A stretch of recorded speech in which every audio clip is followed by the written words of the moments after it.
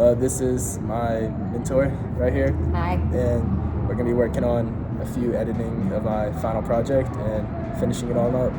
Okay, so right here is my first line of code. So I have created two separate things of code, one being the one I've worked on previously in my first phase, which is going to be my B-tier code right here. And throughout time, I've kind of worked on growing it in more places. So right here is how I assigned all the values. So I did a pretty good bit of research on this to find, the soil type values that kind of fills in the equation. Mm-hmm. And obviously, it kind of deals with, how permeable it is. As clay, when water goes into clay, it holds. Yeah. Rather than sand, it kind of just falls through. And then, obviously, loam's going to be the mixture of these three, so that's why that percentage almost kind of looks like an average in a way. Okay. And then we're coming down here to user input. So when I call this user input right here, I'm going directly into pretty much popping it out, which is going to ask you questions here. So this little segment of code is going to kind of go down back in here asking for it. So obviously the first thing I want to print is going to be soil erosion risk calculator, which when you first click to run the app, it's going to pop up as soil erosion, and then soil input, which then is going to ask you enter soil type, which that's where my user input comes in. Okay. Which then I've kind of used AI implication into right here to use this. And obviously the slope percentage. So the slope percentage is going to be, if it's down here, it's going to be 0. And if it's maximum slope, which is going to be, so this is measured in degrees, so obviously 90 is going to be right here. 100 is going to kind of be hypothetical. It's not going to really ever happen. Yeah. But if it was to happen, it's a good range to have. And then rainfall in millimeters. I think millimeters because I feel like that's a good thing, especially down here in Georgia, because usually, it doesn't storm too much, doesn't flood, but it also, sometimes it's going to be a drought and we're not going to get rain for, a month or so. I agree. And then vegetation cover, yes or no? I thought this was an important question because, like in my mom's garden, obviously she has a lot of vegetation she grows and a lot of plants and soil that's already healthy because of plants. But whenever I go out to my land, obviously there's no vegetation cover and it's kind of more just clay. And that kind of inspired me to do this because, when we're all driving around and the water is just kind of flowing through and it's making holes in the clay, I've always wondered, how can this be prevented? Yeah. So I kind of want to see, with user input, if, you're at risk of losing a lot of the land or just different little things. Okay. One question. So, like on vegetation specifically, that is any kind of cover, like ground cover, like grass would be considered vegetation cover? Correct. Okay. All right. So I kind of picked that. It's that versus raw dirt. Correct. Okay. I just wanted to understand. I think what I could have done a little bit better was use kind of a sub-question into this, but I couldn't really figure out how to do it. Vegetation's a good way. I mean, if you could get as detailed as you wanted to, but at some point it's going to skew your numbers. Yep. So obviously, then that's going to bring in, you got to have a kind of a control group. That's right. You can have a random variable of 0.0002 or that's something right. silly. Yeah. Okay. And then obviously, so one thing I thought was really cool about this app was, so if somebody wanted to be funny in the app and, obviously you have sand, silt, clay, or loam, and they wanted to put, maybe water, for an example, as your soil type, it's going to default to loam. Okay. Because if, obviously, maybe you don't know your soil as well, so we assume it's going to be loam. Okay. So because that's a mixture of the other three. Correct. Okay, so you're just going to go for the average. Correct. Okay. Instead of, defaulting you back to restart the app. Okay. So the user can actually input a word there, or Correct. Okay. So when I run the original code, it's user input. It doesn't, not a multiple choice to kind of fill in the blank. If you wanted to write, a sentence for an example of something funny, it's just going to default to loam. Okay.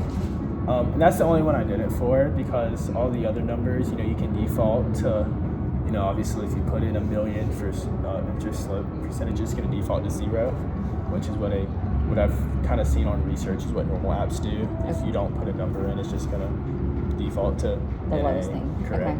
Obviously, same with millimeters and rain. Then I come down here, and then this is where the math kind of comes in. If risk score is above or lower than 1, so if it's 0.9999, it is going to be low erosion risk. Obviously, if it's less than 3, it's going to be moderate, else high. The only thing I haven't tried yet is what if it's going to be 1 exactly, which I'm assuming if it's Would going it to round be down 1, or round up? I'm assuming it would round up Okay. because kind of if you have a control variable of if it's less than 1, or if it's greater than 1, and it has to be less than 3, I think it'd fall into the moderate. Okay. Which, as much as I tried to find numbers that would make it as close to 1 as possible, it never hit 1 exactly. Okay. It always jump over that. So Same you with- tried samples. Correct. Okay. That and is a then- good point, though. so- Take that into consideration. Yes, ma'am. And then throughout this, then all of these run cells are going to turn into obviously the top function of where your user input comes in. And then after that, it's going to generate you the number that's when erosion risk level is going to pop up right here. And then it's going to ask you, do you want to calculate again? Which obviously if you have, maybe a few different properties you want to try out, you can obviously try it again, or if you're done, it's going to default to thank you for using the soil erosion risk calculator, and then that's when it's going to be over. So this is kind of my first go at it, and then that's when I really thought about, I wanted to elevate it a little bit more and bring in a few different variable factors and numbers that could really, elevate the app into more of a, usable kind of worldwide rather than Georgia specific. So your target audience is Georgia specific at this time? So in phase 1, it was Georgia specific, but now I believe it's going to be worldwide because, it's kind of really is aiming more at farmers. Yeah. Because I feel like, the most soil erosion risk deals with them because, their crops mean everything. Yeah. Obviously for my mother, for example, and I'm sure with yourself, if you're growing something, you don't want it to die, of course. Yeah. But obviously I don't think soil erosion is your biggest target, and that it is kind of if I do these things, hopefully it will grow. But obviously farmers, traditionally, one of the coolest things that kind of based a lot of my research was George Washington Carver when he was using cotton and he grew all the cotton, but he realized, if I switched my products out like contour farming, and used peanuts instead, the soil would become healthier, which would obviously reduce the soil erosion risk. Okay. So obviously I have the same 4 variables here: sand, silt, clay, loam. And then land use. Land use was another thing I wanted. So yes, targeted as farmers directly in Georgia in a way, but now it's for all people. You have agricultural, which aims towards them, the farmers, urban, which relates to normal people, forest, which forest is kind of an interesting one because obviously that's not going to be used much. Yeah.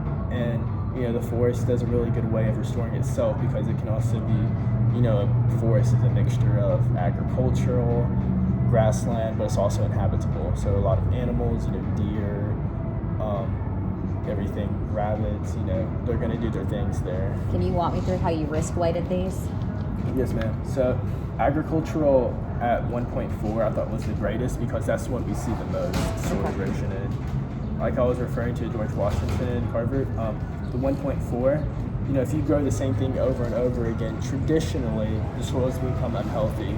Yes. And you need a way to restore it. Urban at 1.2, kind of the same way as agricultural, but a little bit less because usually you'll have a lot of different things. For an example, in my mother's fruit garden, there's tomatoes, blueberries, she's trying to grow some pineapples sometimes. So there's different, I almost want to say variables that go into this. And that's how I kind of came up with the 1.2. So urban is more of like a residential garden, not Correct. necessarily, okay. So it's not like for commercial purposes, like if a builder was wanting to build somewhere and they were worried about soil erosion, that does not fall under the urban category. Correct. Okay. So I didn't really kind of account for that in a way. Okay. Almost urban was kind of directed as a garden. Okay. But the more I think about it, you know, I might try to add an implication of kind of like someone who wants to tear down something and build that, which I almost think that'd fall into forests in a way. Because usually, you know, when someone, for an example, the Starbucks, I'm assuming when it was first built, you know, there was trees everywhere and they wanted to deforest it down. Yeah. So that's kind of the forest at point 8 that was falling in. And then the grassland at 1.0, which also is in a way kind of referring to a savanna, kind of something we maybe Like see. something marsh.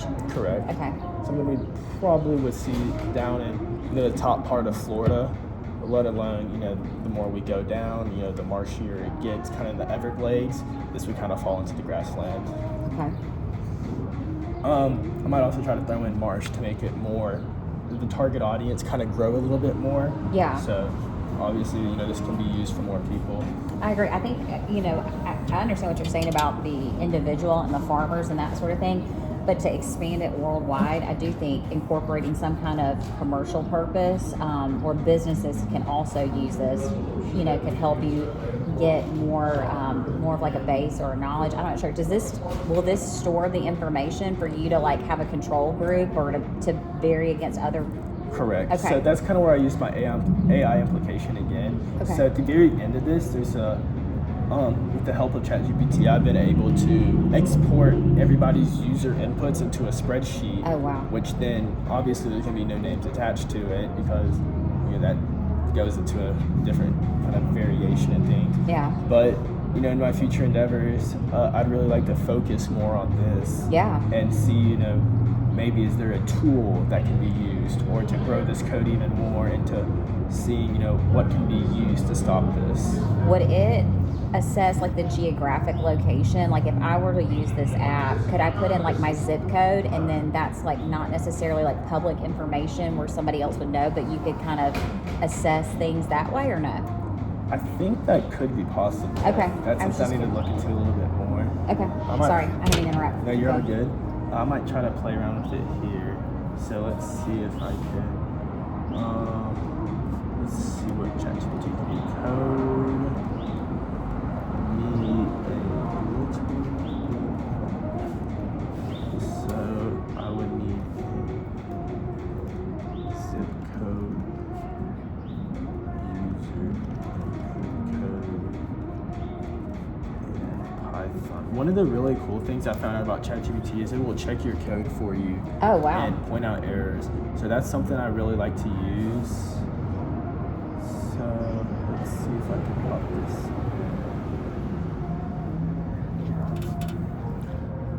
So the import read, that's going to be costing money. And that's something I've kind of used to, wasn't really a big fan of because I thought this would be, you know, kind of a deteriorate away from, you know, people wanting to use the app. Obviously my target is to make it as low cost for me as well as to make it free so you for don't have to everybody pass that else. along to the customer. Yeah. Correct. So if I was going to type in, so let's see this code that it generated for me right here.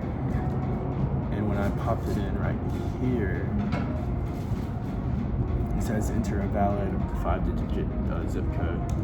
So right here through 1909, then it's going to be able to store that. So now this code works right here. And then I'll copy this over to right here, down